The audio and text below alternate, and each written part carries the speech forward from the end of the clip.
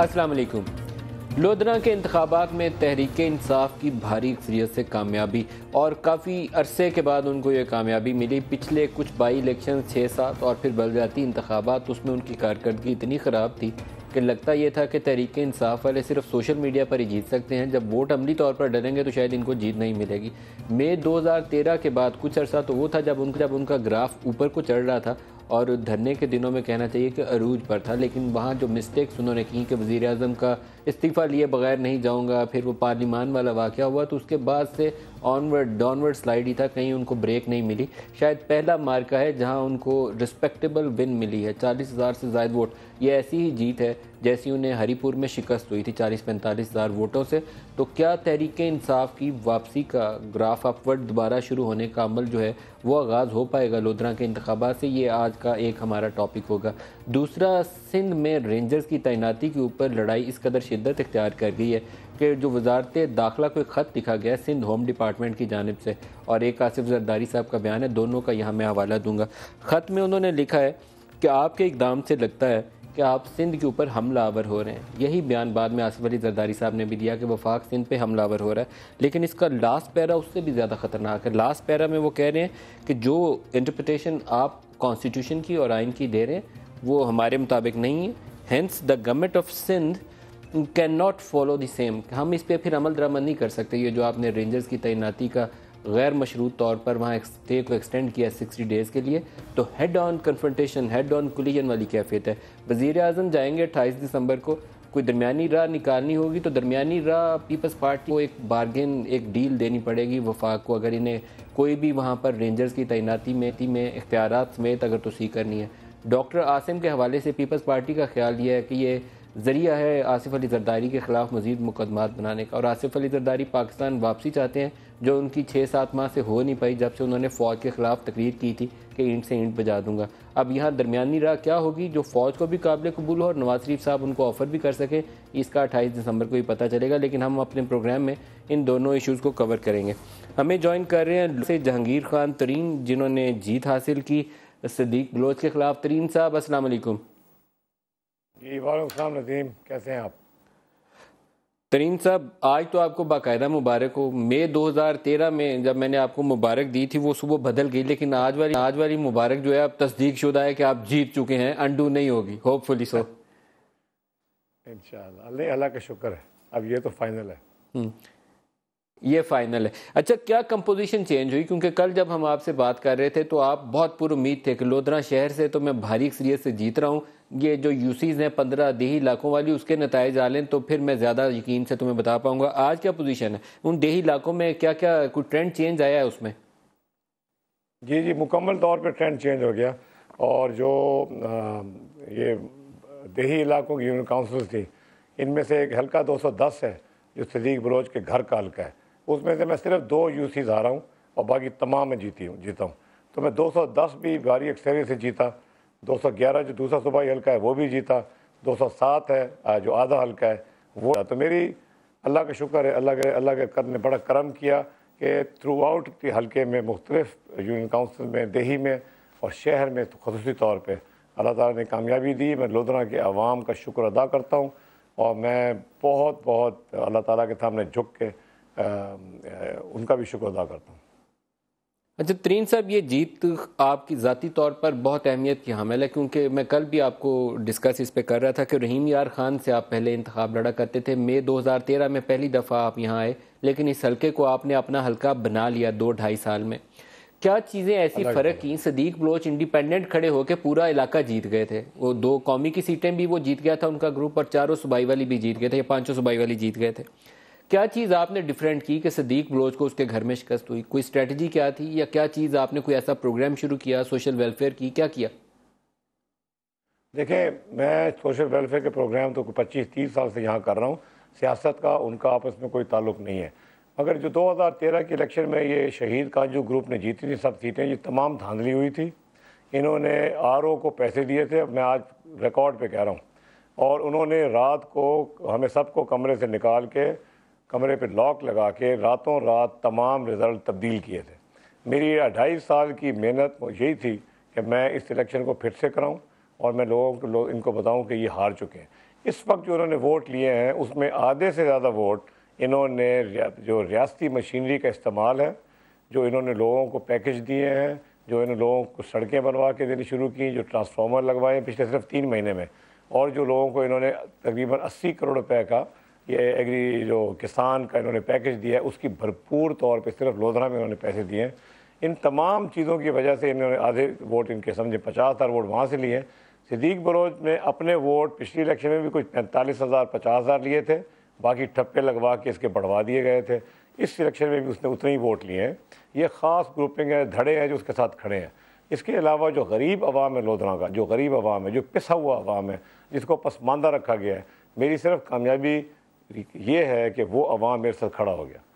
अगर वो ना खड़े होते तरीन साहब, तो तमाम गरीब लोग मेरे साथ खड़े हैं। और ये मैं बता दूं, तरीन साहब, आपकी जीत के बाद आपकी इस जीत के बाद क्या तहरीके इंसाफ की रिवाइवल होगी पाकिस्तान की नेशनल पॉलिटिक्स में? क्योंकि मेरा ख्याल ये है, मैं महसूस करता हूं कि पिछले 1 साल में पाकिस्तान तहरीके इंसाफ ने पे दर पे इतनी मिस्टेक्स की हैं नेशनल लेवल के ऊपर, और आपकी पार्टी के अंदर इतनी ज़्यादा खलफशार था, क्योस था, कि आप एज ए पोलिटिकल पार्टी वो जो एक आपका प्रोसेस चल रहा था ना, अपवर्ड ट्रेजेक्ट्री से गिर गए हैं आप नीचे। अब ये शायद पहली जीत है जो आपको खड़ा कर सकती है, सहारा दे सकती है। देखिए, 2 चीज़ें मैं कहना चाहता हूँ कि ये मेरी जीत नहीं है शख्सियत की, मैंने ज़रूर मेहनत बहुत की। ये है Pakistan Tehreek Insaf as a party की जीत है, ये है नज़रिए की जीत, और मेरे पार्टी के वर्कर्स ने यहाँ पे एक बहुत बड़ा रोल प्ले किया। दूसरी बात यह है कि ये के दौरान जो एक ट्रेंड चेंज हुआ, वो अभी बहुत उसके असरात हैं लोधरा जैसे पसमानदा और एक देही इलाके में। जो भी मुझे वहाँ पे कामयाबी मिली है उसमें धरने का बहुत बड़ा इम्पैक्ट था। हम थोड़ा सा पाकिस्तान तहरीक इंसाफ में, आपने सही कहा, कुछ गलत फैसले हमने किए, कुछ गलत टिकट हमने दिए, उस वजह से हम लोग परसेप्शन में हम लोग पीछे हो गए। मगर रियलिटी यह है कि लोगों के दिलों में पाकिस्तान तहरीक इंसाफ वहीं खड़ी है जहाँ पे धरने के ज़माने में खड़ी थी। सिर्फ ये है कि आपको जाके लोगों को जगाना पड़ता है, थोड़ा सा याद दहानी करनी पड़ती है। लोगों के दिल में वैसे के वैसे ही हम हैं और मौजूद हैं। और ये आप देखेंगे कि एक चीज़ जो आपकी जमात को शायद एक और भी जो डिस्टिंक्शन है वो एक लाइन ड्रॉ करनी पड़ेगी। केपीके में जमात इस्लामी से इत्तेहाद आपको सूट करता है, लेकिन मैं दोबारा आपको धरने से आगाज़ करूंगा। ताहिरुल कादरी के ऊपर आप बहुत ज़्यादा इन्हिसार कर रहे थे कि ताहिरुल कादरी के मुरीद आके वहाँ बैठेंगे तो आपका धरना कामयाब हो जाएगा, लेकिन एज अ पोलिटिकल पार्टी मेरे ख्याल में आप डैमेज हुए। किसी भी इस तरह का जो राइट लीनिंग जमात होगी, जमात इस्लामी होगी या ताहिरुल कादरी की जमात होगी, उससे इत्तेहाद में कराची का इंतखाब उसकी एक बड़ी इलामत आप समझ लीजिए कि आपके सामने मौजूद है। मैं आपसे एग्री करता हूँ। हमें सियासी तौर पे अपने वही डायरेक्शन रखना पड़ेगा जो कि एंटी स्टेटस को है, और हमारे जो कोर सपोर्ट है जो जिस नज़रिए में वो बिलीव करती है। हमारा इस वक्त जहाँ पे मैं बताऊँ कि इस इलेक्शन में भरपूर मेहनत की, पैसे खर्चे पाकिस्तान अवामी तहरीक ने। उनके कैंडिडेट सीरियस कैंडिडेट थे, पीर थे, उनको 1000 वोट मिला, सिर्फ 1000 बस। पीपल्स पार्टी को इट ऑल्सो शोज कि पाकिस्तानी अवाम में आप पजीराई ऐसी जमातों की नहीं है, तो आप PTI as a political party शायद अपने अंदर वो कॉन्फिडेंस नहीं रखती। कभी आप जमात इस्लामी से इत्तेहाद ढूंढते हैं, कभी पैट से इत्तेहाद ढूंढते हैं, तो शायद आपको अपना वो कॉन्फिडेंस जो है खुद से अपने अंदर पैदा करने की, अपने अंदर यकीन पैदा करने की तहरीक इंसाफ को जरूरत है। मगर मैं आपको यकीन दिलाता हूँ कि ये पूरा पाकिस्तान तहरीक इंसाफ का वर्कर और सपोर्टर पूरे पाकिस्तान में इस इलेक्शन में जो अल्लाह ताला ने हमें कामयाबी दी है, इसके बाद जज्बे बहुत स्ट्रॉन्ग हो गए। लोग थोड़े से समझ रहे थे कि जी शायद हमारा ग्राफ नीचे जा रहा है, मगर अब एकदम जब आपका ग्राफ नीचे गया जी, जा रहा नहीं, आपका ग्राफ नीचे गया। बलदियाती इलेक्शंस में उसके आपको बैरोमीटर है ना एक, उससे आपको उसके आइडियाज मिल रहे हैं। एक आपकी जमात दाखिली तौर पर बहुत खल्फशार का शिकार है, आधी आपकी जमात एंटी जहांगीर तरीन है, आधी जमात आपकी प्रो जहांगीर तरीन है। यही सूरत हाल चौधरी सरवर के लिए, उनकी एक्सेप्टेबिलिटी लेवल बहुत लो है। तो आपकी जमात के जो मेन वो जिसे खंबे कहते हैं ना, वो जमात के अंदर वो खंबे जो है वो सारों के लिए काबिल कबूल नहीं है। You have to find a way out जहां पर आपकी मेन स्ट्रीम लीडरशिप जो है जमात को साथ लेके चल सके। जी देखें, जमात को ये आप बिल्कुल, मैं आपसे एग्री नहीं करता। ये चंद लोग हैं जो ईमेल पे और मैसेज के ऊपर होते हैं और ये गिनती में, इनको मैं उंगलियों पे गिन सकता हूँ जो लोग इस तरह की इंतशार की बातें करते हैं, और इनका पार्टी से इतना अच्छा ताल्लुक भी नहीं है। देखिए, हर पार्टी में मुख्तलिफ़ किस्म के धड़े होते हैं, मगर हमारी पार्टी की जो जो वो अवाम में सपोर्ट है ना, एक पार्टी वर्कर होता है, एक अवाम में सपोर्ट होती है। हमें सिर्फ उसको कॉन्फिडेंस देना है, उसको हमने दिखाना है कि क्या वो है, फ्यूचर क्या है। और पाकिस्तान मुस्लिम लीग की पॉलिसीज़ नाकाम हैं, उन्होंने, अवाम ने उनको मुस्तरद कर दिया। मैं तो ये 4 महीने से कैंपेन कर रहा हूँ ना, मैं तो हर घर गया हूँ। अवाम में नफ़रत है नून की। हमें सिर्फ ये है कि हमें एक मुस्बत किस्म की सियासत करके, एक उम्मीद है अवाम को हमसे, उस उम्मीद को ना ठुकराएं हम। हमें पाकिस्तान में कोई नहीं रोक सकता। आप देखेंगे इंशाअल्लाह ताला अब हम एक नए जज्बे के साथ और एक रिन्यूड विगर के साथ पाकिस्तान सारे में अपनी पार्टी को भी रीऑर्गेनाइज कर रहे हैं। इंशाअल्लाह ताला अवाम को हमारी सपोर्ट हासिल है। हमारी पूरा वर्कर जाग गया। आपको नहीं पता मुझे कहाँ से कैसे मैसेजेस आ रहे हैं। इसके बाद लोग तरीन साहब, ये जो आपने अभी खुद ही लफ्ज़ इस्तेमाल किया, ये जो अभी ये जो आपने खुद स्टेटमेंट इस्तेमाल की, मैं वहीं से पिक करूंगा। आपने कहा हमें मुस्बत सोच के साथ सियासत करने की ज़रूरत है। शायद यही वो चीज़ है जो आप पिछले 1 साल से लैग कर रहे हैं। आप उस ग्रूव के अंदर फंस गए थे, 4 सीटों वाली ग्रूव के अंदर। आज आप जीत गए हैं, 125 सुप्रीम कोर्ट में लगी हुई है। उससे ज़्यादा आप आगे निकलते ही नहीं हैं कि आप देखें मुल्क पे कर्ज़ों का बोझ क्या है। 15 बच्चे वेंटिलेटर्स ना होने से मर गए हैं। कराची में बिस्मा के साथ क्या हुआ। ये नेशनल इश्यूज हैं जहां एक नेशनल पार्टी को इश्यूज पे स्टैंड लेना चाहिए, लेकिन आप उसी ग्रुप में घूमे जा रहे थे फॉर लास्ट 2.5 ईयर्स, माजरत के साथ। लेकिन आप सियासी जमात के तौर पर आगे नहीं बढ़े, आप रुक गए वहां पर। जी, मैं आपको तजर्बा अपना बताना चाहता हूँ पिछले 4 महीने का।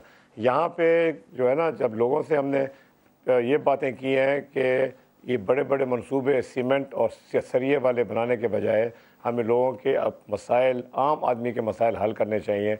पीने का साफ़ पानी, इसके बाद सीवरेज के मसले, स्कूलों के मसले, अस्पतालों के मसले। इसके अंदर लोग अब चाहते हैं कि ऐसी हुकूमत आए कि उनके जो रोज़ाना के मसले उनको हल किया जाए। अब ये बड़े बड़े मंसूबे बना के जो इन्होंने तस्वीरें लगाते हैं, अपनी मशहूरी करते हैं और उसमें से कमिश्नें खाते हैं, लोग तंग हैं इनसे। मैं आपको बताऊँ, अवाम मुस्लिम लीग नून से बहुत ज़्यादा तंग है। काश्तकार जो है वो समझता है कि ये काश्तकार के, और एक सख्त लफ्ज़ है पर काश्तकार के दुश्मन है ये, और इन्होंने अपनी पॉलिसी से ये इसको साबित भी किया है। सो अब देखें, पार्टीज़ के लिए ऊंच नीच होती रहती है। एक मुकाबला है, उसमें ऊंच नीच होगी, मगर अगर हम कभी ग्राफ स्लिप कर रहा है, इसका ये मतलब नहीं है कि हमारा वोटर हमसे चला गया। इसका मतलब सिर्फ ये होता है कि वोटर घर बैठ जाता है। हमारी कामयाबी इसमें है कि हम वोटर को घर से निकालें, उसको फिर से वही कॉन्फिडेंस दें कि ये हमारी जमात एक तब्दीली ला सकती है। उसके लिए हमें स्टेटस को के ख़िलाफ़ खड़ा होना पड़ेगा। मैं आपको बताऊं, मेरी एक भी स्ट्रेटजी थी सिलेक्शन की, वो यही थी कि मैंने डायरेक्टली नवाज़ शरीफ और शहबाज शरीफ और स्टेटस को मैंने अपने सामने मुकाबले में रखा। लोग इस बात को पसंद करते हैं क्योंकि लोग स्टेटस को से तंग हैं।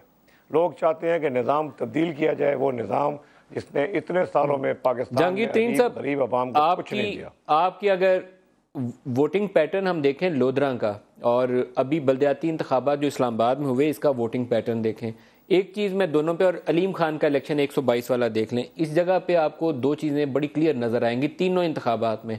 वो ये था कि आपने अपना वोटर्स मोबिलाइज कर लिया, आपकी जो मुकामी तंजीम थी उसने अच्छा काम किया। लोधरा में आपकी तंजीम, आपके लड़के वो सारे मूव करते रहे, फेसबुक ट्विटर भी यूज़ करते रहे होंगे, गली मोहल्लों में जाके लोगों को उठाते भी रहे होंगे, फ़ोन कॉल पे मैसेज भी करते रहे होंगे, आपका वोटर मोबिलाइज हो गया। 122 में भी ऐसे हुआ, इस्लामाबाद में बल्दियाती इंतखाब में भी ऐसे हुआ, कराची में कंप्लीटली फेलियर था, कोलैप्स था, बाकी पंजाब में भी फेलियर था। आप ये सोच रहे थे कि इमरान ने जाना है, एक तकरीर करनी है ट्रक पे चढ़ के, और पूरे पाकिस्तान ने उनको वोट डालने आ जाना है। ऐसा नहीं होता।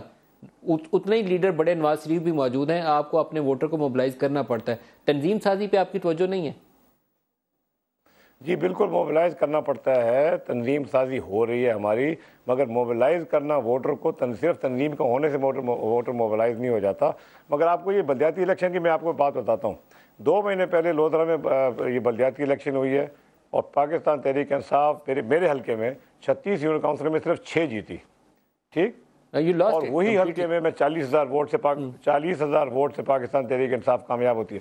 बल्दियाती इलेक्शन करवाई थी पटवारियों ने, डीसीज ने, एसीज ने, तहसीलदारों ने, टीएमए के अफसरों ने। मैं इस बलदियाती इलेक्शन को कोई बैरोमीटर नहीं समझता, इसको मैं रिजेक्ट करता हूँ। कल की इलेक्शन जो है उसकी जिम्मेदारी ली थी पाकिस्तानी फ़ौज ने, और कल अगर पाकिस्तानी फ़ौज ना खड़ी होती ना नदीम, तो पता नहीं रिजल्ट क्या होता। क्योंकि नून ने अब एक स्पेशलिटी बना ली है कि वो धांधली के मास्टर है। आपको मैं ये बाद में बताऊंगा कि अभी मैं इस चीज़ों को, फैक्ट्स को क्लियर कर रहा हूँ। मेरी इन्फॉर्मेशन ये है कि इस इलेक्शन में भी धांधली के बहुत बड़े बड़े मंसूबे बने हुए थे जो फ़ौज ने नाकाम किए। अगर पाकिस्तानी फ़ौज ना खड़ी होती और इस तरीके से ना खड़ी होती, अंदर भी फ़ौज थी, बाहर भी फ़ौज थी, टोटल कंट्रोल में थी, और फ़ौज ने फैसला किया था कि धांधली नहीं होने देंगे। मैं आपको बता रहा हूँ कि ये बलदियाती इलेक्शन का मैंडेट को अब मैं मुस्तरद करता हूँ 100%। ये कोई मैंडेट नहीं है। यहाँ पे जो इलेक्शन पटवारी वगैरह कराएंगे उसका कोई फ़ायदा नहीं है। इलेक्शन कमीशन बेचारी, और लफ्ज़ बेचारगी है उनके पास कोई अथॉरिटी नहीं है। जहांगीर तरीन साहब, ये हमारी नाकामी नहीं है कि हमें इलेक्शन करवाने के लिए फौज और बावर्दी लोगों की तरफ देखना पड़ता है। इंतखाबात करवाने के लिए हम कहते हैं सिविलियन डेमोक्रेटिक सेटअप, लेकिन हम चाहते हैं फौज आए तो करवा दे, अदरवाइज हमें कबूल नहीं, साफ नहीं होगा ना। बिल्कुल सही, मेरी कबूल और साफ की बात नहीं है, हो ही नहीं सकता फौज के बगैर। ये ऐसा सिस्टम बन गया है, और इसलिए हमें इसको बहुत गौर से सोचना पड़ेगा कि ये फ़ौज के बगैर इस मुल्क में कोई फेयर इलेक्शन नहीं हो सकती। क्योंकि जो नून है उसने 25 साल में एक काम किया है, उन्होंने इलेक्शन में धांधली करने की एक्सपर्टीज हासिल की है। वो ये काम करते हैं, उनके बड़े गहरे रूट्स हैं, वो ये हमेशा करते रहेंगे। सो मैं अब आके नेशनल असम्बली में मेरा जो सबसे बड़ी तरजीह होगी ना, वो ये होगी कि इलेक्शन कमीशन को कैसे रिफॉर्म किया जाए। और ये लॉज का रिफॉर्म नहीं है, इलेक्शन कमीशन एक इदारा है जिसकी सेटअप ही गलत है। अब वो 5 जज बैठे, जज जो आके कहते हैं हमें पिटीशन लेके आओ, फिर वो वहाँ कोर्ट लगाते हैं, फिर वो एक तारीख देते हैं, फिर वो जैसे पाकिस्तान का जुडिशल निज़ाम चलता जाता है। ये एक एग्जेक्टिव अथॉरिटी होनी चाहिए, इनके पास इतनी ताकत होनी चाहिए कि जब इलेक्शन में रियासती मशीनरी इंटरवीन करे तो ये उसको रोक सकें, और ये नहीं कि उसको नोटिस भेज दें। तरीन साहब, मैं क्विकली आपसे एक और सवाल पूछ लूँ, कि इससे पहले ब्रेक करीब आ जाए। नेशनल लेवल के ऊपर पाकिस्तान तहरीके इंसाफ ने क्या ये स्ट्रेटेजाइज किया है कि कौन सा प्रोग्राम लेकर आइंदा से आगे चलेंगे? वो 4 सीटों वाली रट से आपको आगे निकलना पड़ेगा, नहीं निकलेंगे तो आप मार खा जाएंगे। आप आगे नेशनल प्रायोरिटीज आपकी क्या होंगी? आप सोशल इश्यूज को उठाएंगे, आप जो हमारे इकोनॉमिक इश्यूज हैं उसको उठाएंगे, क्या करेंगे आप? रट नहीं है ये हम एक साबित करना चाहते थे कि ये इलेक्शन 2013 की मैसिवली रिग हुई थी। हमने अब साबित कर दिया ये अब साबित हो गया। 4 में से 3 हल्के उलट चुके हैं। उसके बाद आपने इस हल्के का रिजल्ट देख लिया है। अलीम खान ने पिटीशन दी हुई है, इंशाल्लाह ताला उनका हल्का फिर से इलेक्शन में जाएगा वो। तो ये हमने प्रूव कर लिया। अब हम इस पोजीशन में हैं कि हम कहें जी हाँ 2013 में धांधली हुई थी, अब अगली इलेक्शन आने वाली है, और हमारे पास यही प्रोग्राम है आवाम के पास जाने का कि आवाम के बुनियादी मसले हल करो। 67 ईयर्स के बाद अब टाइम आ गया है कि बेचारे आवाम का भी ख्याल करें और हम आवाम के मसले हल करें। पीने का साफ़ पानी, सीवरेज, रोज़गार, स्कूल, सेहत, ये आवाम के मसले हैं। ये मसले नहीं है कि आप मेट्रो बस बना दें, 150 अरब रुपए में खर्च कर दें और उसके बाद उसके अंदर से चंद हज़ार आदमियों का फ़ायदा हो जाए। पूरा जनूबी पंजाब में मुझे बताया, मैं हर जगह सवाल पूछा था कि जंगला बस का क्या फ़ायदा हुआ। टैक्स हम देते हैं और ख़र्च एक मखसूस तरीके से होते हैं। जब तक आप आवाम को आप हक नहीं देंगे ना, और आप ख़जाने का मुंह आवाम की तरफ जब तक नहीं मोड़ेंगे, जब तक ये मुल्क तरक्की नहीं करेगा। इंशाल्लाह पाकिस्तान तहरीक इंसाफ इक़्तिदार में आके ये सारे काम करेगी। एक लास्ट क्वेश्चन, फिर मैं आपको खुदाफिज कर दूंगा। एक दफ़ा प्रोग्राम में, लाइव प्रोग्राम में आपका क्रेडिट भी है, आप ही को बता देता हूँ, लोगों को भी पता चल जाएगा कि मैंने आपसे बाकायदा यहाँ चैलेंज किया कि आप अपनी टैक्स रिटर्न पब्लिक करिए, और नेक्स्ट डे आपने वो पब्लिक की, जो आपका क्रेडिट है, प्लस है। अब एक काम, अगर जहांगीर तरीन असम्बली में जाते हैं तो एक काम एक स्टेप और आगे करना चाहिए। हमारी लीडरशिप सिर्फ ये बताती है मैंने इतने पैसे टैक्स दिया, 60,000 दिया, 6 लाख दिया, 4 लाख दिया। कभी टैक्स ऑडिट नहीं हो सकता जहांगीर तरीन साहब का, कौमी असम्बली के अंदर नवाज शरीफ साहब का टैक्स ऑडिट नहीं हो सकता। अब आपको एक और काम करना चाहिए कि आपकी जमात टॉर्च बेरर बने, कौमी असम्बली में जाइए और वहाँ फरमाइश करिए कि तुम्हारे तमाम पार्लियामेंटेरियन का 100% टैक्स ऑडिट भी हो। फिर लोगों को भी यकीन आएगा, मैं भी टैक्स पेयर हूँ, मुझे भी यकीन आएगा कि हमारी लीडरशिप टैक्स दे रही है। मैं टैक्स के इशूज़ को भी ज़रूर उठाऊँगा, ये आपको बहुत अच्छा आइडिया है। इसके बाद मैं नवाज शरीफ साहब, शहबाज शरीफ साहब, तमाम उनकी जो काबीना है जो इस वक्त पावर में बैठे हैं, यहीं से एक शुरुआत होनी चाहिए। हम अपने टैक्सेस को, मैं तो आपको पता है ट्रांसपेरेंट आदमी हूँ, आपने कहा था अगले दिन मैंने डिक्लेयर कर दिया था जाके, तो ये ज़रूर करना चाहिए जी। और ऑडिट भी होना चाहिए, और दूध का दूध पानी का पानी होना चाहिए। ये भी होना चाहिए ऑडिट के अलावा कि लाइफस्टाइल क्या है और टैक्स कितना देते हैं, ये बहुत ज़रूरी बात है। ये नहीं कि लाइफ हम कहते हैं हम 2 लाख रुपए टैक्स देते हैं, 25 लाख रुपए टैक्स देते हैं, और लाइफस्टाइल हमारा ऐसा है कि हम 25 लाख रुपए डेली खर्च करते हैं। तो ये लाइफस्टाइल, ये जब तक आप ये काम नहीं करेंगे ना इस मुल्क में कि लाइफस्टाइल और टैक्स को दोनों को आप अपने सामने रखें, जब तक कोई टैक्स के पॉलिसी में कोई वो प्रोग्रेस नहीं होगा। इंशाल्लाह ताला असेंबली में मैं एक इलेक्शन कमीशन और एक ये टैक्सेस के इशू को उठाऊंगा, और इंशाल्लाह ताला इसके अलावा पाकिस्तानी अवाम की बुनियादी सहूलतों के इशू को मैं उठाऊंगा आके, और इंशाल्लाह आप देखेंगे पूरी पार्टी हमारी मोबिलाइज हो गई कि सारे पाकिस्तान में, और इंशाल्लाह हमारा ग्राफ। मेरे पास ब्रेक करीब आ गई है और मुझे ब्रेक के बाद कराची में रेंजर्स का इशू डिस्कस करना है। अगर आप हमारे साथ ब्रेक के बाद ठहरें तो बहुत अच्छा लगेगा। अगर आपकी मसरूफियत हो तो आपकी फ्री विल है। अगर आप ठहरें तो मैं इसके बाद रेंजर्स वाले इशू पे आऊँगा। अगर हमारे साथ स्टे कर सकें तो दैट वुड बी ग्रेट। मैं एक और ब्रेक ले लें कमेटी हूँ तो मुझे इसलिए जाना पड़ेगा, मगर रेंजर्स के इशू पे मैं ये कहना चाहता हूँ कि ये सिंध की हुकूमत और वफाकी हुकूमत जो है इनकी अपनी जिम्मेदारी समझनी चाहिए। रेंजर्स को पीछे नहीं हटाया जा सकता, और वफाक को भी एक ऐसे तरीके से करना चाहिए कि या तो सिंध हुकूमत को मना लें, और अगर नहीं मना सकते तो फिर मेरा ख्याल है कि इस मुल्क में बहुत बड़ा बहरान आएगा। बहुत शुक्रिया जहांगीर तरीन साहब। एक ब्रेक ले लें हमारे का।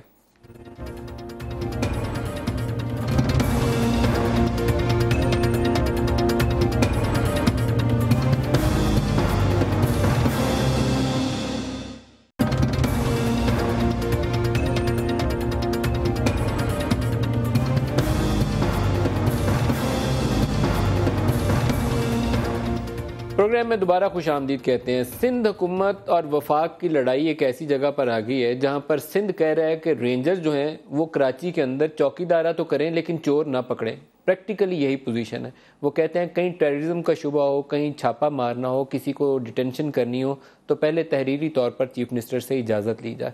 यहाँ पर वफाक में कंसर्न है, वो कहते हैं कि ऐसा हो नहीं सकता। उसके जवाब में जो होम डिपार्टमेंट सिंध है उसने एक ख़त लिख दिया इंटीरियर मिनिस्ट्री को, और उन्होंने कहा है कि आपके दिए हुए अहकामात हमारे लिए काबिल कबूल नहीं है, हम इन पर अमल नहीं कर सकते क्योंकि ये हमें सिंध पर हमला लगता है। और यही बयान आसिफ जरदारी साहब का है। फारूक सत्तार साहब सीनियर रहनुमा एमकेएम से हमारे साथ, उनसे पूछते हैं कि इनकी जमात की और इनकी क्या राय। फारूक सत्तार साहब बहुत शुक्रिया, आप हमारे साथ शामिल हो रहे हैं। ये क्या लड़ाई है जनाब, किस तरफ चलने वाले हैं हम? जहाँ नदी मलिक दोहरा मयार होगा ना, डबल स्टैंडर्ड, तो फिर आप जमहूरी होने का दावा करें, इंसाफ पसंद होने का दावा करें और आईन और कानून की पासदारी की बात करें, ये सारे की सारे जो है फिर खोखले और झूठे दावे होते हैं ना। तो पीपल्स पार्टी भी इस वक्त बहुत कमजोर विकेट पर चली गई है, और वो इस चीज को खुद जस्टिफाई नहीं कर पा रही है कि एक तरफ चौकीदारी के लिए जाए और फिर उन चोरों को की गिरफ्तारी से रोका जाए जो पीपल्स पार्टी के मंजूर नजर हैं, वगरना इसके अलावा आम लोगों को, बेकसूर लोगों को, बेगुनाहों को भेड़ बकरियों की तरह पकड़ा जाए, ट्रीट किया जाए। उनकी वजह से सिंध के अवाम, कराची के अवाम उनके लिए कोई हैसियत और कोई वक़्त नहीं रखते हैं। तो यहाँ आके जब आप खुद आईन और कानून की धज्जियां उड़ाएंगे और खुद ये कतई जो 2 साल से इख्तियारात चल रहे थे, तो अचानक उनमें क्या प्रॉब्लम आ गया? वफाक ने तो सिर्फ उन्हीं इख्तियारात को कायम रखा है ना भाई। फारूक सत्तार साहब, पीपल्स पार्टी का कंसर्न यह है कि डॉक्टर आसिम को सीढ़ी बनाकर आसिफ अली के खिलाफ पर्चा बनाने की कोशिश हो रही है। ये बेसिकली खौफ है एक, और एक कंसर्न है जो पाकिस्तान पीपल्स पार्टी के अंदर पाया जाता है। देखिए, अगर ऐसा है भी, फर्ज कर लें अगर ऐसा है, तो आसिफ अली जरदारी साहब को पीपल्स पार्टी को, ये मेरी राय है, ये मेरी पार्टी का भी इसमें क्या मौक़िफ़ है, लेकिन मैं तो एक सियासत के तालिब इल्म के तौर पर कह रहा हूँ, उनको तो कहना चाहिए कि पहले भी तो 10 साल मेरे खिलाफ ये मुकदमा थे और ये केसेस थे, चले तो मेरा क्या किसने बिगाड़ लिया? और हमने तो अदालतों का भी सामना किया। तो बात ये कि 7 सालों से इल्जामात लग रहे हैं, लोगों को करप्शन नजर आ रही है, वो छुपा नहीं पा रहे और वो छुपाना भी नहीं चाहते, इतनी ढिठाई से कर रहे हैं। तो फिर उस करप्शन को रोकने के लिए मैं तो पीएमएलएन से भी सवाल करता हूँ कि 7 सालों में अगर नैब पे भी भरोसा नहीं है पीपल्स पार्टी को, एफआईए पे भी नहीं है, रेंजर्स पे भी नहीं है, तो तो भाई किसी ना किसी को तो आगे करना पड़ेगा कि आसमान से कोई उतरेगा जो ये सारी करप्शन खत्म करेगा। फारूक सत्तार साहब, अगर मुझे इजाजत दें तो कमरजमान कायरा साहब भी हमारे साथ हैं, उनसे भी जवाब ले लिया जाए। कायरा साहब इस वक्त एक शादी की तकरीब से उठ के हमारे लिए रोड साइड के ऊपर खड़े हमें हिट दे रहे हैं। मैं बहुत ही शुक्रिया अदा करूंगा कायरा साहब आपका। बिलावल भुट्टो भी अभी नज़र आए हैं अंदर जाते हुए, वो DSNG हमारी दिखा रही है और आपने हमें वक्त दिया।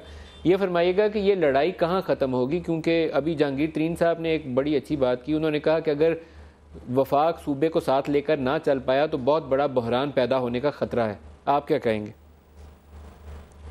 नदीम मलिक साहब, यकीनन यही बात हम भी कह रहे हैं, और मैंने तो आप आज शाम के वक्त भी आपके साथ जब बीपर पे था उस वक्त भी मैंने ये बात कही थी, कल भी मैंने ये बात कही थी कि इस लड़ाई को वज़ीर दाखिला की उस प्रेस कॉन्फ्रेंस ने बहुत ज़्यादा उछाला है, बढ़ाया है।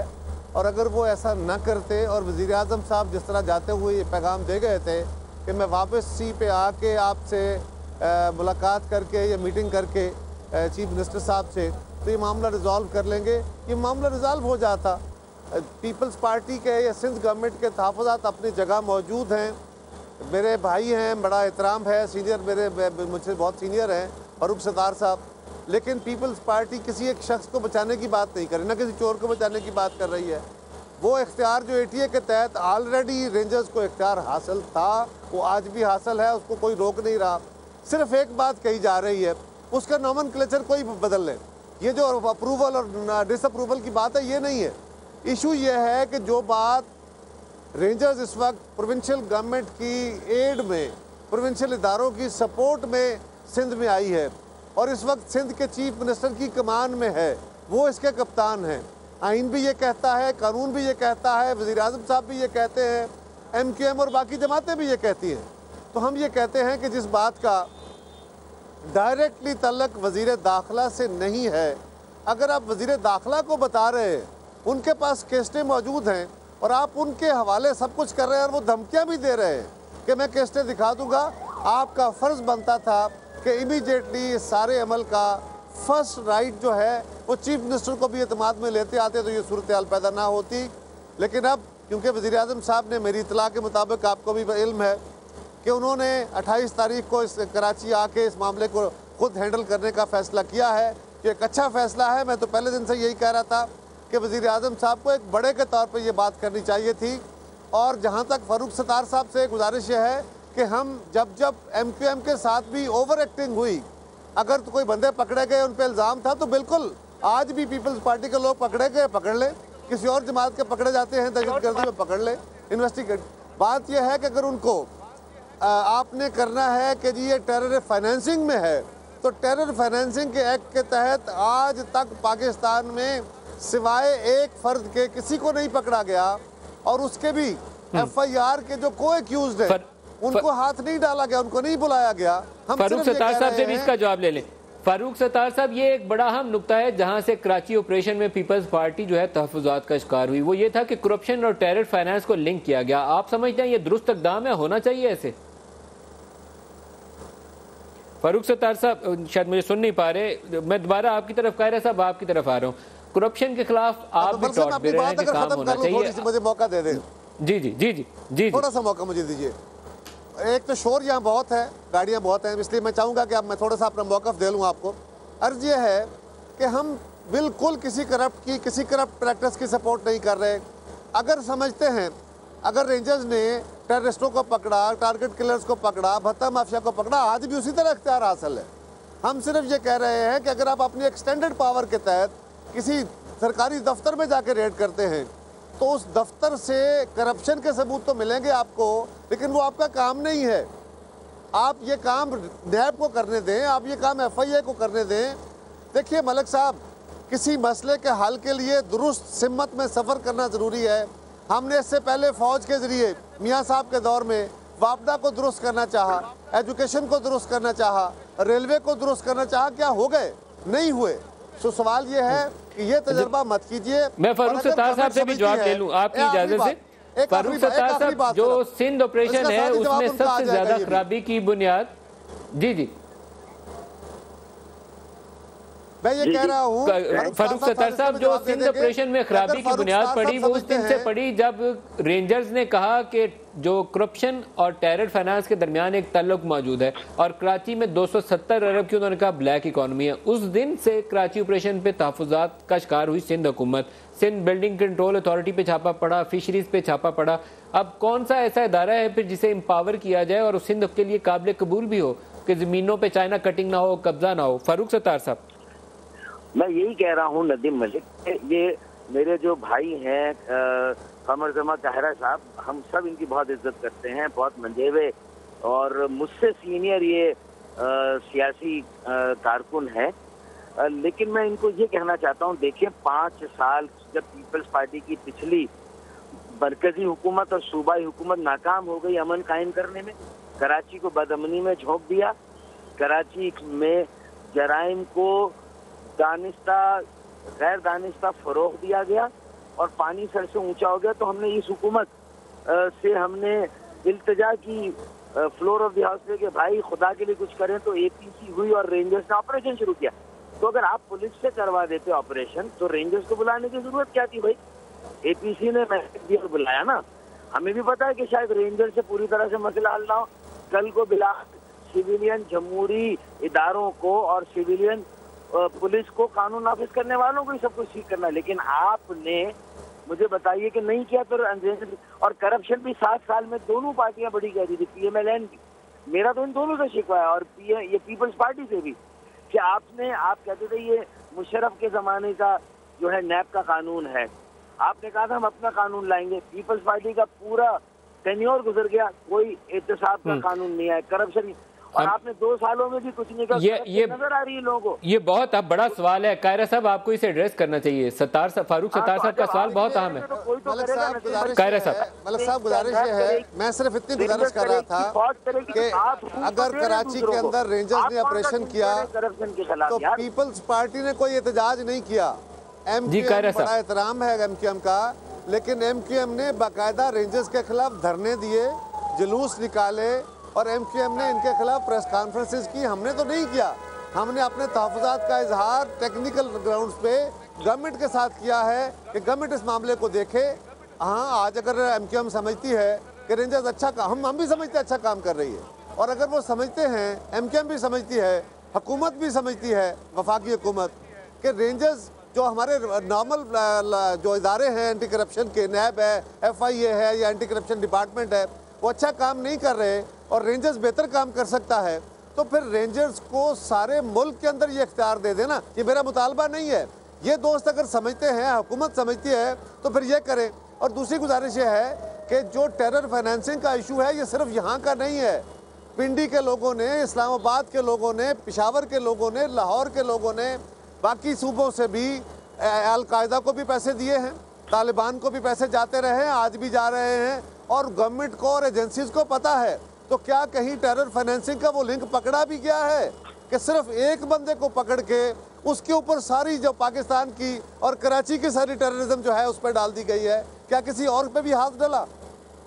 तो इस पे से शक उठेगा ना, ये बात उभरेगी। चाहूंगा ये तहफुजात, ये जिस एप्रीहेंशन का जिक्र अभी कायरा साहब ने किया, इसको आप कैसे देखते हैं?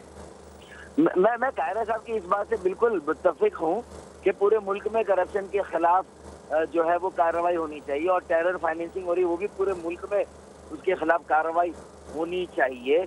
लेकिन रेंजर्स के इख्तियारात का टेरर फाइनेंसिंग से इस वक्त बराह रास्त ताल्लुक नहीं है कि अगर फर्ज करें, आप कहते हैं कि हम टेरर फाइनेंसिंग में नहीं है। देखें, सईद गनी साहब ने एक इंटरव्यू में कहा कि हम पे दुनिया का कोई भी इल्जाम लगा दें, शायद हो सकता है कि हम उस इल्जाम में मुलव्विस हों, लेकिन टेरर फाइनेंसिंग में हम नहीं होंगे या दहशतगर्दी में नहीं। बहुत अच्छी बात है, आप तो बहुत अच्छा है। डॉक्टर आसिम हो, आसिफ अली जरदारी हो, कमर जमा कायरा हो, हम सबको चेक कर लें कि क्या कोई एविडेंस है हमारे खिलाफ कि हम टेरर फाइनेंसिंग में है। लेकिन हाँ, अगर हम करप्शन में हैं तो फिर आप पहले करप्शन के लिए भी तो रास्ता दो। मैं ये समझता हूँ कि ये टेरर फाइनेंसिंग का सिर्फ ढकोसला है, ये एक जवाज और बहाना है। असल में ये रास्ता आगे बनेगा करप्शन के खिलाफ पाकिस्तान में कार्रवाई के। मेरी बला से मैं तो कहता हूँ पूरे मुल्क में कार्रवाई हो, हर जगह हो, लेकिन ये पीएमएलएन और पीपल्स पार्टी को दोनों को मिल के तय करना है। आज एक सीडी बनाकर पीपल्स पार्टी के खिलाफ हो रहा है, कल PMLN के खिलाफ भी होगा। तो दोनों पहले से क्यों नहीं तय करते कि हम दोनों तो कम से कम मुत्तफिक हों, या दोनों जो है वो महसूस करते हैं कि हमें करप्शन के खिलाफ कुछ नहीं करना। तो इस पर फारूक सत्तार साहब, you very strongly support this section कि ये जो करप्शन के खिलाफ और टेरर फाइनेंस के खिलाफ कार्रवाई होनी चाहिए। कायरा साहब बिल्कुल होनी चाहिए, बिल्कुल होनी चाहिए। गुजारिश ये है, मैं फारूक सत्तार साहब के नुक्ता नजर का एहतराम करता हूँ। मैं ये नहीं कह रहा कि हर जगह रेंजर्स को, लेकिन वफाकी हुकूमत को ये भी देखना चाहिए ना। कराची एक बड़ा मसला है, बिलाशुबा ये बड़ा ज्यादा फोकस की जरूरत थी, लेकिन तालिबान, यहाँ भी तालिबान थे, यहाँ भी अलकायदा थी, उनके रूट्स यहाँ मौजूद थे, उसको भी देखने की जरूरत है। सारे मुल्क में अगर सिर्फ एक बंदा टारगेट करके उसका शिकार होता है, और उसने भी जो कुछ बताना था वो बता चुका, उससे 92 दिन रेंजर्स ऑलरेडी उससे इन्वेस्टिगेशन कर चुकी, उससे नैब इन्वेस्टिगेशन कर रही है। अब डॉक्टर आसम को बचाने का कोई इशू नहीं, डॉक्टर आसम ने तो जो कुछ देना था दे दिया। अब तो हम बात कर रहे हैं फ्यूचरिस्टिक कि आपने अगर सरकारी इदारों में जाके छापे मारने हैं। देखिए हमारे साथ क्या हुआ मलिक साहब, इफ्तिखार चौधरी साहब के दौर में होता ये था कि अदालत रोज किसी न किसी ब्यूरोक्रेट को बुला लेती थी, खड़ा किया रखा, डांट डपट कर दी, फैसला कुछ नहीं किया। तो गवर्नमेंट की सारी मशीनरी मुअत्तल होकर रह गई काम करने से। यहाँ भी इसी फिजा के तहत अगर काम लेना चाहेंगे तो काम नहीं चलेगा। सिर्फ ले लूं आपसे फारूक सत्तार साहब, मेरे पास टाइम खत्म हो गया प्रोग्राम का, जस्ट वन लाइनर। क्या सिंध हुकूमत को लगता है कि कोई खतरा है, क्योंकि बाकायदा टकराव वाली कैफियत है? देखिए, सिंध हुकूमत को खतरा नहीं, सिंध हुकूमत खुद जो है वो शोइंग रेड रग टू द बुल, वो लाल कपड़ा खुद दिखा रही है तसादुम का रास्ता तैयार करके। क्योंकि मुझे तो ये महसूस हो रहा है कि वो कैरम बोर्ड में जब हारने लगते हैं तो गोटियां सारी हिला देते हैं, वो कहते हैं ना खेलेंगे ना खेलने देंगे। तो पीपल्स पार्टी खुद इस तसादुम के रास्ते पे जाके, खास तौर पे वो सूबाई हुकूमत जिसका कप्तान गैर मुनसिफ है, जिसका कप्तान जानिबदार है, मुतासिब है, उसको उस वक्त 147 को मशरूत करने का याद आया जब उसके घर में रेंजर्स ने आना शुरू कर दिया। तो मैं ये कहता हूँ कि ये दोहरे मयार जो है ना, ये कायरा साहब जमहूरियत में नहीं चलेंगे। मेरे पास टाइम खत्म हो गया। फारूक सत्तार साहब, कमरजमान, कायरा साहब और तरीन साहब भी हमारे साथ थे। आपका बहुत शुक्रिया। आज के लिए इतना ही, इजाजत दीजिए। खुदा हाफिज।